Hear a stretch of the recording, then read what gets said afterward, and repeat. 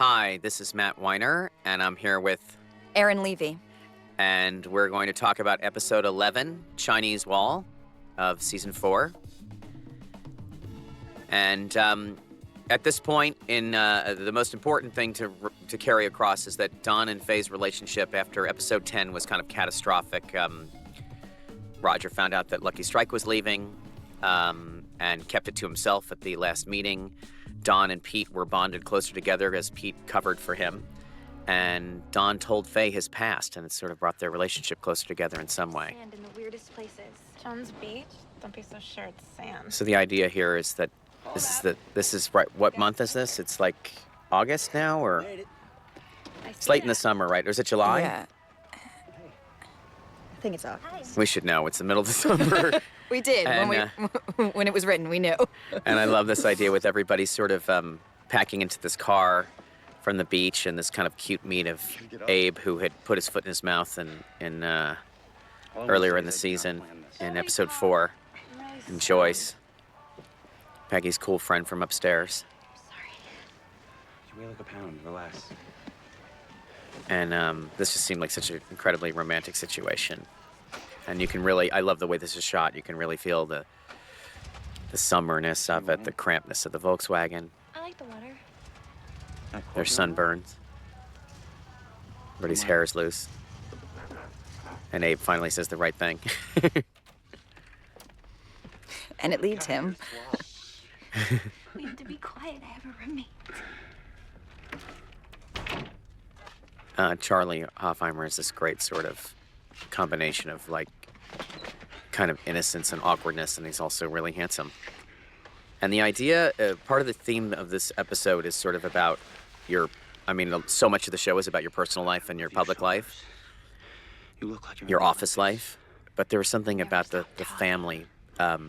Who is your family? Who are you tied to? And we really wanted Pete to Peggy to have this incredible, pleasurable sexual experience for the first time, like a really, really good, non-freaky experience with someone who was nuts about her, and that would change her. And speaking about the theme of family, then you have Ken sitting here with, you get to meet his fiance and her parents for the first time. My fiance Cynthia. Her parents, Ed and Lillian Becker. And of course, Sorry to interrupt. later in this episode, Ken chooses family over It's been a month Sunday business. night with Doc. Right. Nice to see you, Ken. And listen, I'm But sorry. you see these people embedded in their families and all those things. It's Oh, David Montgomery? Sunday night, I was and there for about 6 months. I didn't really know him. I love this too, this professional thing here. I don't know if this is just from show business, Well, I but should everyone be in in the way. advertising loved this also. This idea that this guy was dying to Flory. rub it in Ken's face that they got the account. Look, you with your family. I meant later in this season. You didn't? What? What's I going said on? later in this episode, later in this season. Later in the season, Ken Ken chooses does, his yeah. family, yes. But What? Look, you didn't the term Chinese Wall, of course, something that we talked about earlier, is a you can look it up, but it's a legal phrase basically where you don't let two competing interests conflict with each other, influence with each other, even though it's basically you have a conflict and you don't let them interfere with each other because you have what's called the Chinese Wall. And of course, it's impossible. It's like basically if you're married to someone at your company or at the competitor. Hard not to get rattled. Ed, Lillian. And we know this is so serious. And I love you have Ray Weiss here, and I swear to you, I wouldn't do his this if it the wasn't whole serious. family here. You can feel the substance, the fact these people really love him, and his fiance really loves him, and she's adorable. Ken, what a pleasant surprise. There's nothing much to celebrate yet. They were going to send Trudy home, but her mother protested. I sent So her here we just are, to get rid of her. that we're in the I suppose you're busy. Premature. hospital, and we've heard about Trudy's pregnancy in episode 4, and here we are. And this is serious enough Some prick over at BBDO just told me that Ken is coming to tell Pete in the hospital while he's waiting for the baby. What? You made me wait for you while you worked. Also, writing-wise, you did a great job on this. We had a lot of discussion about, like, how much information do we actually have to get out in each one of these scenes. We already know that they've lost Lucky Strike. Right, and how many times do you repeat it? What different ways do you repeat it? Right, but we do want to see it was like the Kennedy assassination to me. We do want to see our people hear the news, even though we already know it. Wait, Cooper. Meet me in the office. Right, because that's the drama in the scene. What happened? So he comes in, and Faye is, they're having their romance, and Hello? Emergency session. And everybody, of course, is in a sport coat because it's the weekend. Except for Cooper's in his bathrobe and pajamas. But they've already left. What? Who told you that? Great performance here from John Slattery. One of my favorite kind of scenes to see. Call him. I'm telling you, it's We know the information, and even when we first talked about doing this story, there was this scene in mind that he was going to have to pretend to call Lee Garner Jr. in front of everybody Could I get a drink? and have him hang up the phone there. And Slattery does a great performance here. It's really on the fence how you behave in this situation. Does he get super angry? Does he protest too much? Roger Sterling. But he doesn't want to have. He wants it to sound like it's actually happening. Oh, it's serious. He's drunk. And also, how good an actor is Roger? How convincing can he be? You don't want it to feel phony because he's doing such a great thing, such a great performance. You'll see he sort of stutters here as he's filling in the other half of the conversation. It's bullshit. Lee, 30 years? We discussed this fake phone call a lot. And Maria was the one who was like, we should really do. And it worked out. So. Yeah, she's like, you have to do it. The audience wants to see him squirming. And also here, there's the idea that, people lose accounts all the time. They're all worried about the agency. No one's immediately blaming Roger. And they also don't know it's dead yet. And that was really another issue, is that it's dead. There's nothing you can do about it, or is there? And that was an interesting concept, because Roger's inability to deal with it and to face it head on probably made it worse for them. But there's a little insinuation here. That little guilty look. And I love this scene. I think Carabono just looks so Midnight. delicious and glamorous, and also like she's been sleeping on the couch a little bit, and she's here to offer him emotional support. And he tells her what's going on. Of course, she's in the same business. Wasn't there a joke in here at one point where he said, you can't tell anybody? And she said, who am I going to tell? And they both started laughing in the middle of this. It seemed to ruin the tone, but I love the idea that, like... She had 1 million people to tell. Supposedly they're consolidating for a reduced commission at BBDO. There is no solution here, right? I mean... You have to keep a clear head. But we know, for the purposes of the rest of the episode, that this is his family. This is the most important person in his life right now.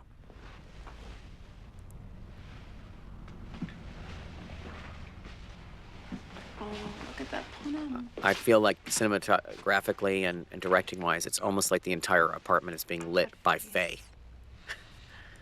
Her dress and her hair and her face. She's just like...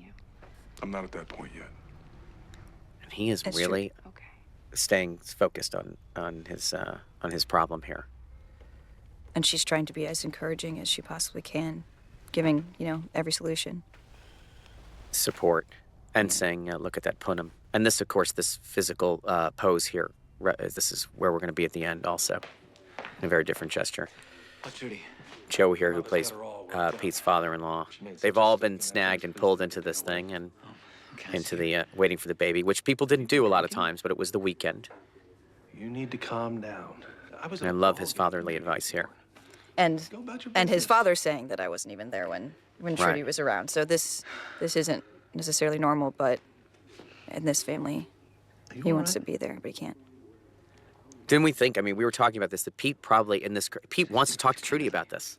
Yes. And Trudy's his sounding board for all of his business things, and he can't actually go over there. It's about business. And I told, there's something about this scene, it may have to do with my own, all of my own parental issues that are always in the show, and also being a parent. But I love when Joe says to him, like, you had your folly, you did your thing, now you need to start thinking about the future. But the part of it at the beginning where he says, I don't want to discuss business with you, and the father-in-law says, there's no business in here. It still gets me choked up, because it's like, I am actually your family. And that's why I'm going to help you get another job. Ted Shaw? I hate him. He's a good guy. Well, and they've had such a conflicting relationship in general throughout all the seasons. So it's amazing that he puts his hand on his shoulder, Right. and he is trying to help him out. And then you hear Ted Chaud say later that he thinks the world of Pete. And Pete's like, what? Right. Machines dozed off. Well, the father, was bullied into giving him this business, and I love this. Sheila comes in, and she doesn't believe a word of this, and she's irritated that he's there, and he hasn't been there enough. And that's one of the things to me, whether the men were around or not for the period, and the men did not pay attention to these things, were not involved that much. We know Don waited while Betty was having her baby. They were there if they could be there. They were expected to go to work if there was work. I guess I'll see you But then. I love that You don't want me to go? it doesn't mean the women were tolerant of it. Nobody I thinks want they you to should be do doing that by whatever we themselves. usually do. Hey, I Here's don't Peggy trying to act cool, right? usually do it. Peggy and Abe both trying to awkwardly figure out what the other wants. Can't you tell by how badly I'm leaving? I like that admission of lameness I'm not letting you leave. is his expression of desire. I do think that there's a book behind her bed, too, about Japan. Or perhaps under the gigantic pile of clothing in the I closet. know. I love that she's a Slav. I've met a lot of creative women in my life, and Unbelievable.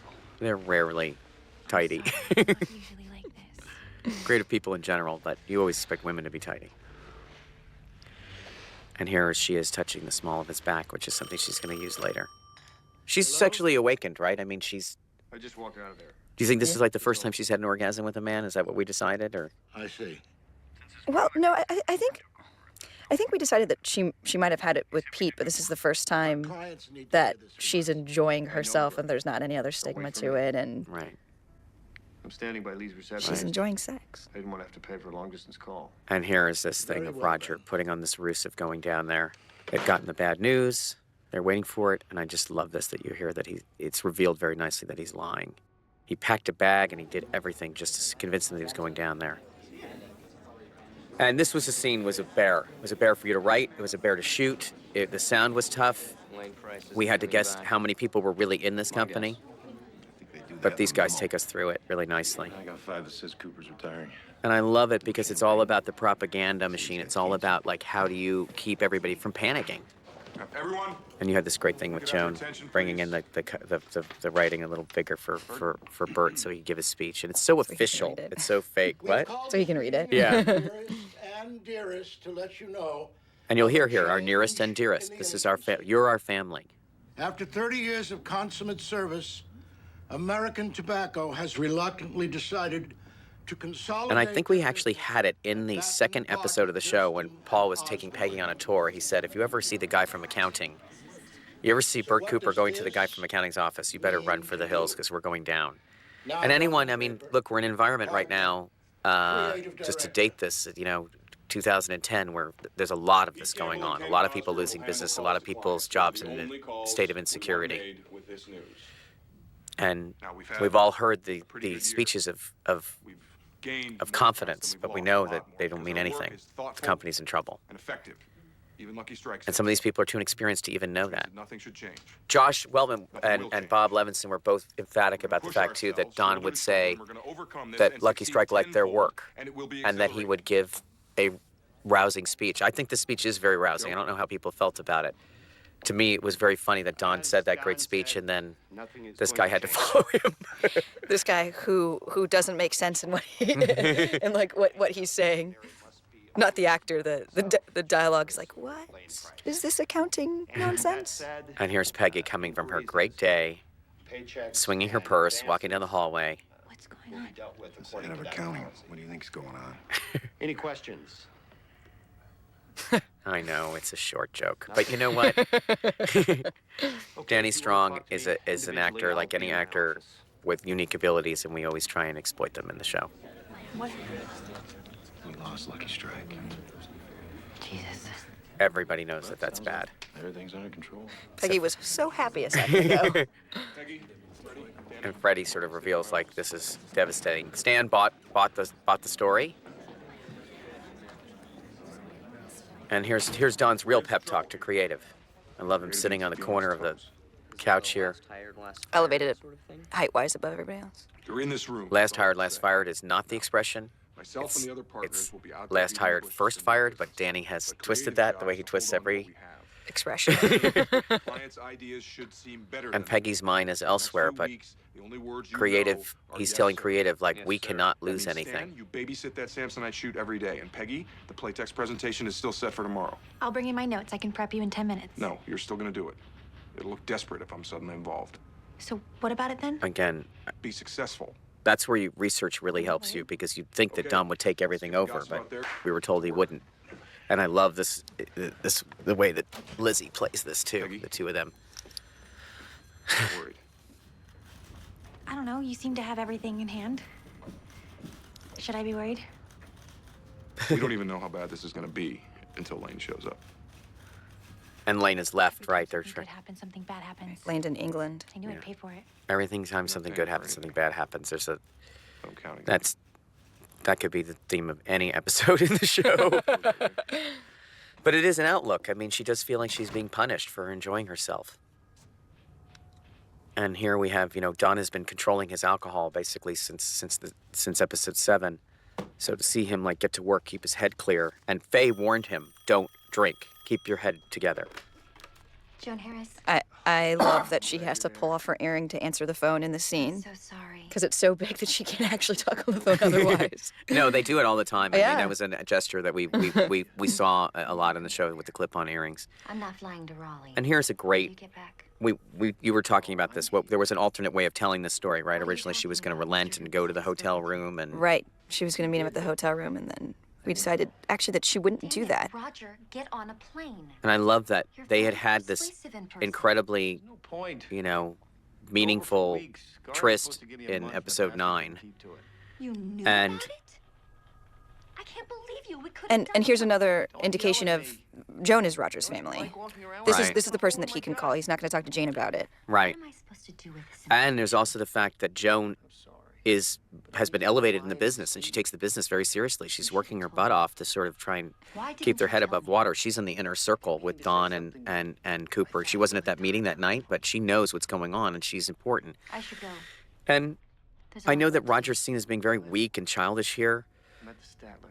but I had to stay away from Midtown. my heart goes out to him because he doesn't know how to deal with this failure, and he really did think it was going to go away. And I feel for him, and I could see her disgust with him. But I didn't expect the audience to be disgusted with him. Explain to the client how big I thought them the would be disappointed, which is what she is, which is worse than disgust, quite honestly. So get Dawn to write it. We can't lose this. Since when do we have donuts? This is comically a very, very rich area for me, these three together. And you did a great job here of letting Peggy's sort of sexuality, her newfound sexuality, kind of basically take over what she was going to do in the presentation. Touch all the things a woman wants to touch. And of course, they're giving her, they're teasing her, right? But she goes with it and totally embarrasses them. Feel with They her are not fingertips. used to this, Peggy. His lips, the tuft of hair on his And also that chest. she's trying to access a personal thing for herself that I can't imagine Dawn saying that. that will be Delivery useful for Peggy Olson. for the pitch, just What? like Dawn does. For You want to Peggy talk about Olson, this? it's COD. Oh, Let me get my purse. so of course he shows up at her office, I'm going to take care of this and then. pretending to be a delivery boy. and originally they go back, and there was a scene in her office of them having sex again. But we decided that you got the point. There You wasn't know what it being is? It enough was running. time, Yeah, it was actually. running long. I mean, Yeah. there was a couple of scenes cut from a lot of episodes, but that was one of them that had to be lost from this. But It was actually a very good scene. We shot it and everything, and there was another one that we shot also that was really great, but there just wasn't enough time, and we realized that the story was still serviced without having those scenes. We won't be here. and the scene basically being him seducing her in the office and her saying I can't, but him saying you have to, and Right. her relenting. And then the other scene was Stan coming in afterwards And seeing him walk out, seeing Charlie walk out, Yeah. or Abe walk out. yeah, and realizing that. David Montgomery's memorial. And so here we have this chart up here. You want to talk about this too? This was like, Oh, yeah. The- well, We did research on potential clients and existing. Well, we had the existing clients, so I made a list of existing and potential clients that they could hopefully get. And it was then broken up into these sections of like what was likely or least likely. What I love about this too is you have a war room situation here, which is something that they would definitely have in a small agency. Just like, how do we scramble to get this business back online? How do we maintain the business we have? But you don't feel that sense of panic in there because it's not like that in real life. Right. You know, it's not 800 phones ringing off the hook. And of course, then Don gets this phone call. This is the voice actually of Leo Trombetta, our editor, who is also an actor. He did a wonderful job. Now, the fact is that originally there was no other side to this phone call. It was John Hamm did this entire scene without anyone else on the other side of the phone. Right, it was supposed to be one-sided, and so all the information was given as if you can figure out what's going on the other side. Then I got a call from Matt saying, "Hey, I think I want to put some dialogue on this other side. Do you think you can write some?" Which was actually a really difficult thing to do. Because it had to fit in with what it. Well, yeah, because you couldn't change John's dialogue, so it was interesting. And he, you know, we're shortchanging him as an actor here because what originally happened is we had Al Weaver in his office and we were going to cast him and we didn't have enough money.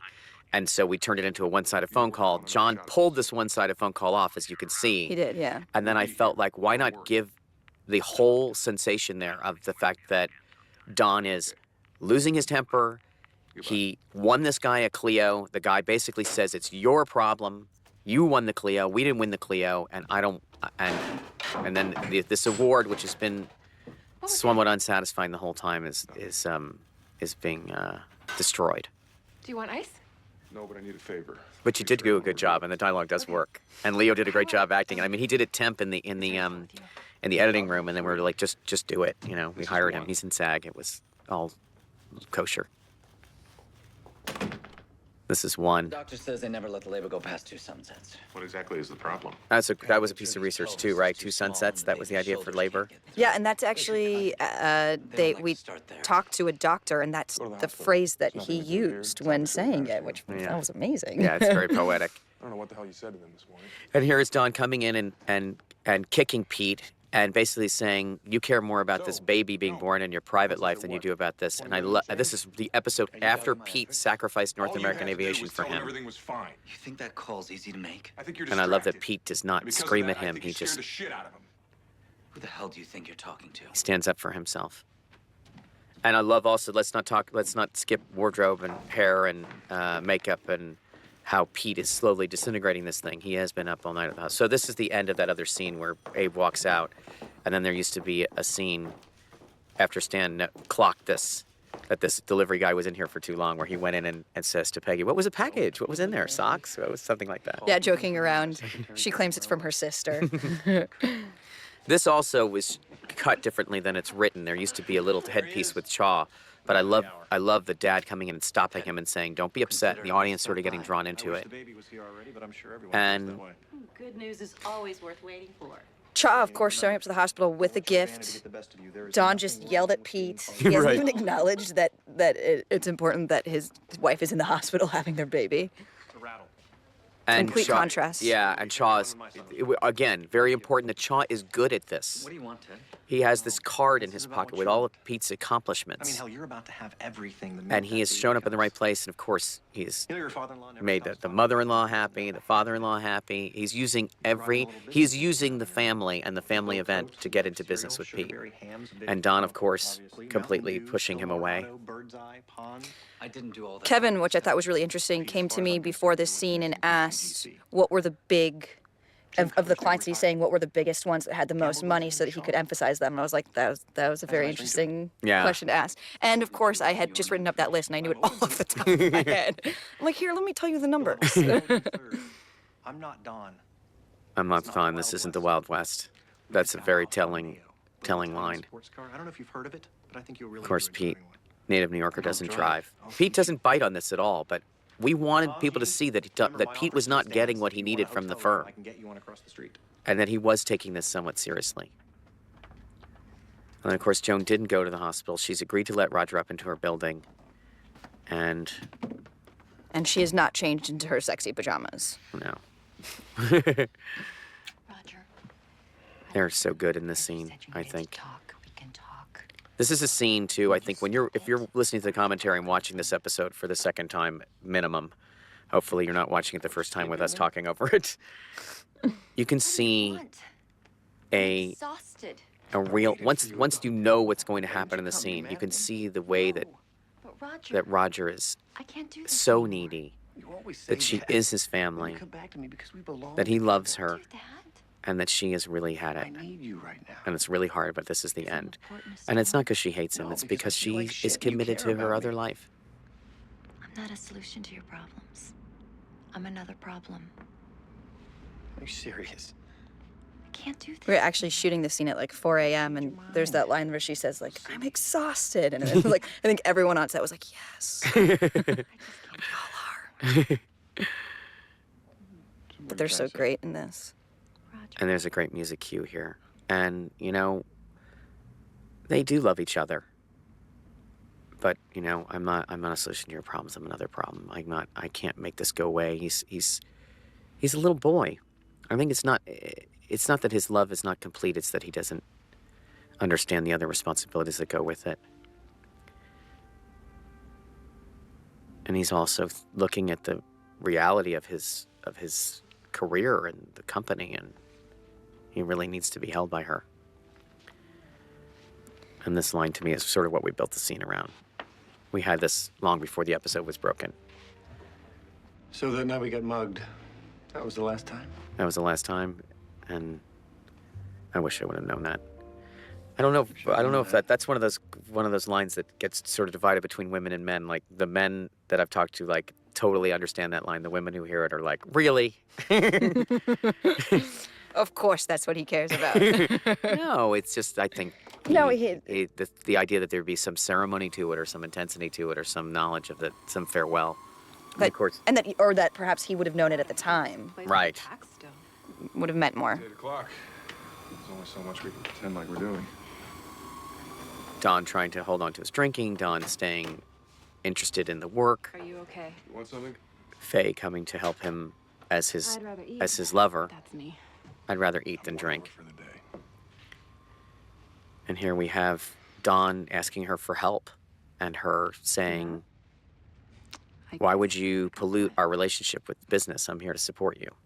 Chinese wall. Chinese wall, yeah. It was miserable. Clients are running scared. And I have to say, he does a great job on this, and there's a great job on the dialogue in the scene too, because you do understand what he's saying. My job is. But to her present facts. even with her I'm qualified happy with the agency. version of ethics, you know that what he's asking is, at least for her, whether it is really an ethical breach or not in that business, who knows? But you know for her that she feels it's an ethical breach. Right. Well, I mean, and the truth is, it is her business. He is asking her to betray basically another client in favor of this client, Right. solely because she has a relationship with this client. And no other client, if they ever found that out, would want to continue working with you. Right, but if they were husband and wife, she would do anything to help her husband, and he would do anything to help her. And then no one would take her on as Right. anymore. And that's why she says, God knows I've done some things I'm not won't- proud of, but those other agencies pay me. What about protecting the clients? So I'm gonna kill my business. I'm going to kill my save business to yours? save It's your yours. yeah. business. It's Atherton's. This is different. This is everything to me. I don't believe this. You want a shoulder to cry on? Fine. You want Don to has throw me to mixed the this wolves whole so you can thing save your together. neck? Forget it. I would do it for you. I would never ask. I would never use you like that. Because I know the difference between what we have and a stupid office. I love the lighting in the scene. It really feels like late at night in a New York skyscraper too. And I love how angry she gets. We worked on that.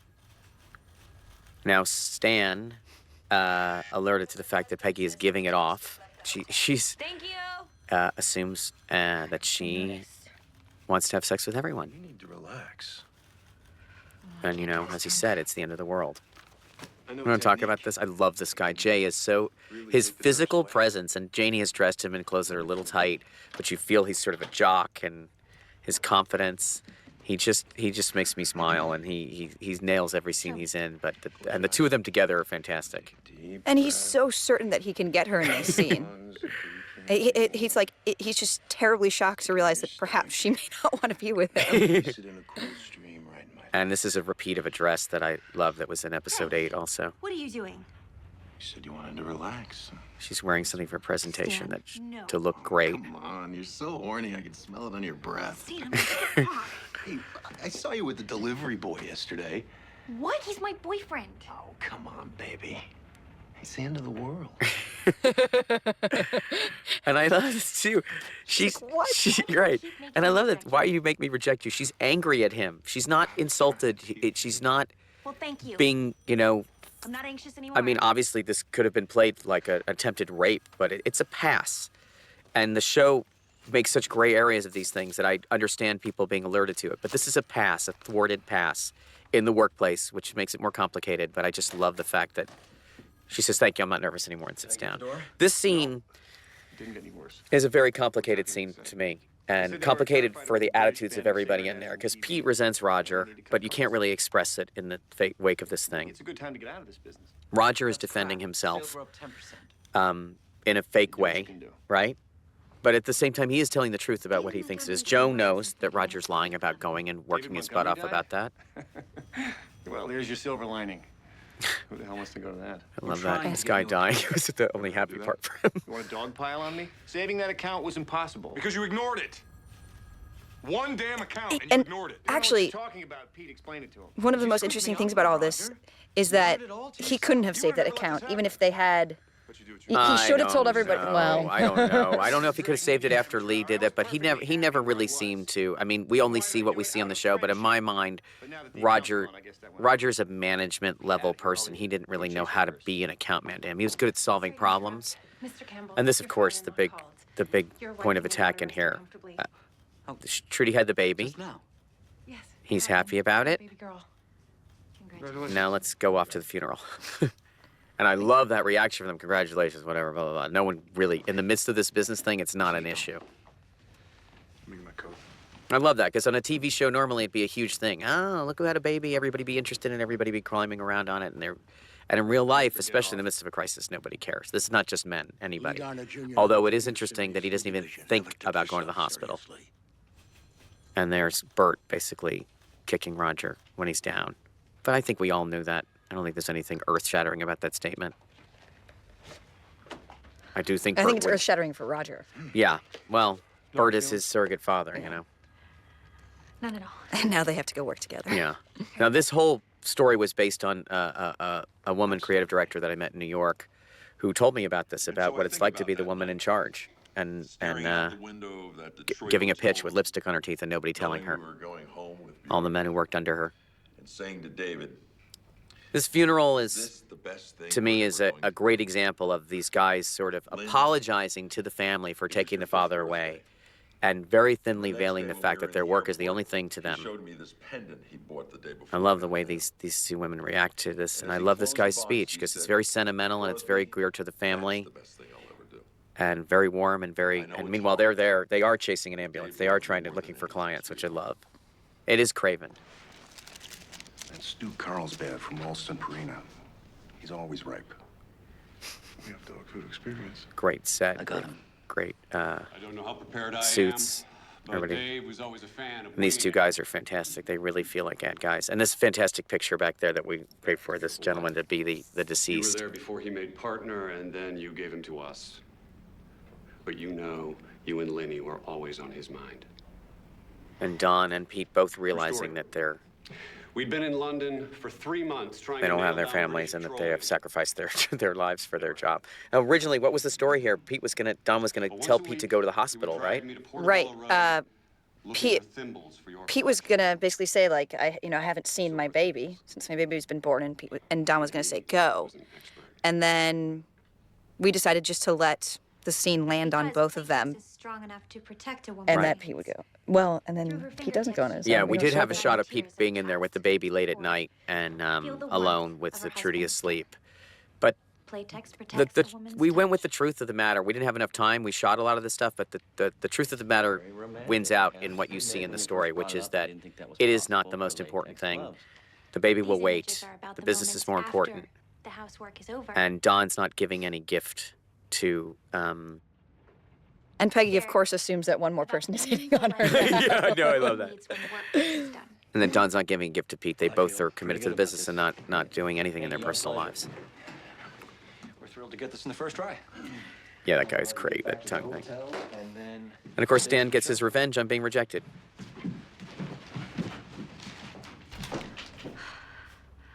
That went well? Every time something good happens, something bad happens. Rich is so great. That's like that Rich's line. second line in this in this episode, and it's amazing.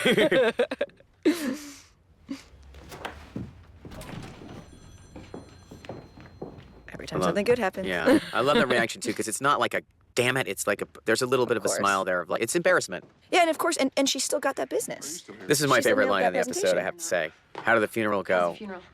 We'll see. We'll see. Campaign briefs, cleanse accounts, and then you can go. They're so. And send Peggy in. Now this was really complicated because how this happens. First of all, with Megan repairing the Clio as a point of attack, and with Megan not seeming like manipulative, climbing. We knew that there was a chance that people would feel that way, that she had an ulterior motive for this, but how could she not want to? How could she not? I mean, she might not want to, but there are many reasons for her to want to be with Don. And Don is very vulnerable, and as far as he's concerned, things are over with Faye. That's the way Don is in my mind, right? Yeah, they've just had a big argument. He thinks it's done. And I love the way Jessica plays this, and you sort of we've crept Megan in through the entire season, like 1 or 2 lines an episode, and sometimes she'd have a story, and she had a little piece with Sally when Sally came to the office, but we don't know anything about her, and neither does Don. And it's going to come out when they sleep together, what her ambitions are. And it was very important. There were many, many versions of this scene in particular, right, where we just kept trying to sort of clarify what her deal was. Is she? I don't want to be in the way. She has creative aspirations, but she's not using Don to further them. She's just simply telling her boss, like, this is what I aspire to, which, if you have that, you should, you do want to let your boss know that. Right, but... And she's actually interested in learning this. I mean, obviously she also thinks he's and Don does... pretty hot. Yeah, and and Don is breaking his rule again and sleeping with his secretary. Right. Or wouldn't clients want a better idea? But I think that it's medicinal in some way. I think it's What do you like about the commercial? he's single, and they're in this crisis, and they're attracted to each other. I know it's a floor wax, but But I love finding out about her as he does, and also knowing that there's something that's a bit of a mistake about this. Where are you from? Montreal. We didn't have glow coat. Why'd you move here? Well, first of all, it's... And her first really big scene in the show, You're an artist? with I wouldn't say. I'm with an Dawn. artist. This is I'm an artistic person. I majored in literature, and I've dabbled in writing and painting and a little bit of acting. and we didn't want her to seem perfect either. She was. Because I just realized... And this is a line I that know everything about my you. friend gave to me, I mean, who you're in my was head an all day. assistant Even when I go home, to somebody even for when I'm 5 thinking years, and about she you. said that the guy basically lived in her head, and I love that. I just thought that was just such a And you don't know how long I will be, so... sexy thing for her to say to him. I can see that's what everybody must think. You judge And people him by their realizing work. that he I'm the same way. is a horrible boss. And he's hard on his Everything else is employees. sentimental. You were there on set with this. I mean, you saw it sort of develop, right? It was pretty hot. Yeah, it was. People commented on it. Yeah, I mean, you know. It was pretty steamy in there. Well, there's something amazing about John Hamm, too, is that he does have chemistry with people, and they do commit to these things. And they're actors doing a scene, but this was such a... Again, this was shot really late at night, too, right? You don't know that. Yes, it was. I think it was our last scene of the day. Actors are dependent on to do these things whenever it's on the schedule. It was very important to me, and not captured that way necessarily on film, and we sort of manipulated the shot so that it was clear that she was the one who was leaning in and making the kiss, and not him. Nothing to do with work. Because as he just said right there, he is trying not to make that mistake again. Right. Any mistakes right now. Can't make any mistakes right now. And David Carbonaro wrote this amazing theme for them, Crying tomorrow. which you'll hear again in the series. And I believe it is in the moment. I believe it's apart from work. But here is Dawn falling into the arms of another woman.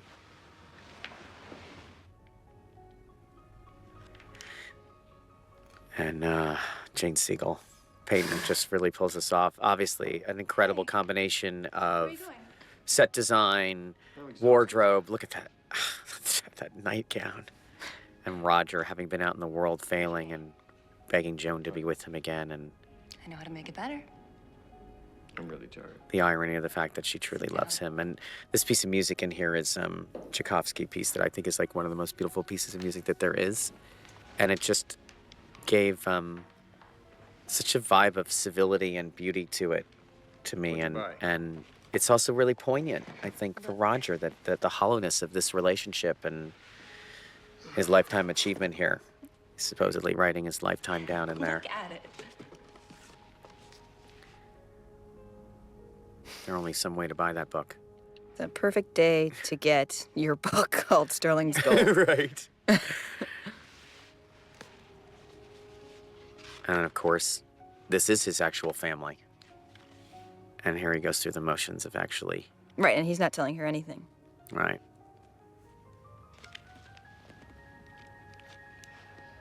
To my loving wife. And then right after, yeah.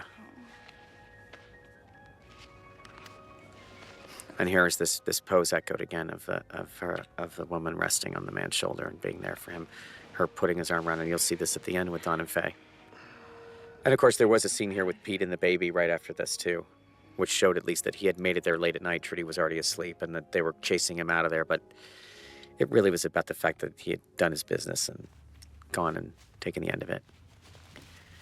And here's Don and Megan leaving. It's always important to me structurally to show. You should go first. Well, here we're showing, first of all, that Don actually took his clothes off this time when he slept with the secretary. That was nice. It's already different. But her sort of You want to grab a bite?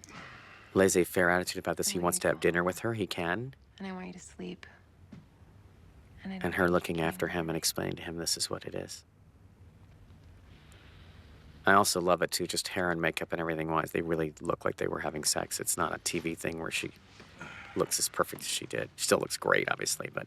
Wait, did you want to go first? Good night, Mr. Draper. And there, let's go back to the way things were. You're Mr. Draper.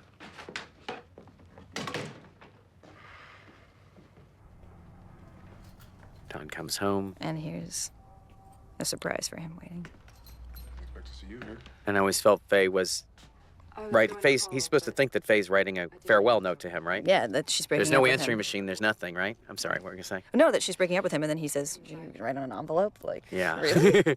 That seems even cold. Yeah. Even colder than I thought. He's mad at her. Yeah. And even though he's slept with another woman already,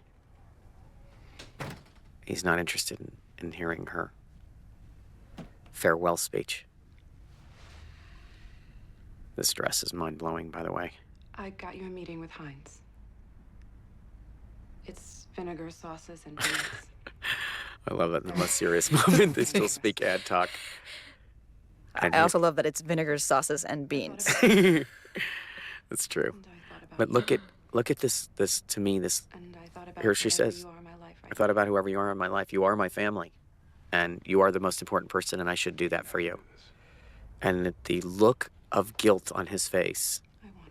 I don't think we've really seen this from Don. I mean, maybe in moments when he's, you know, when Betty gave him a monogrammed watch after the night that he slept with Bobby Barrett.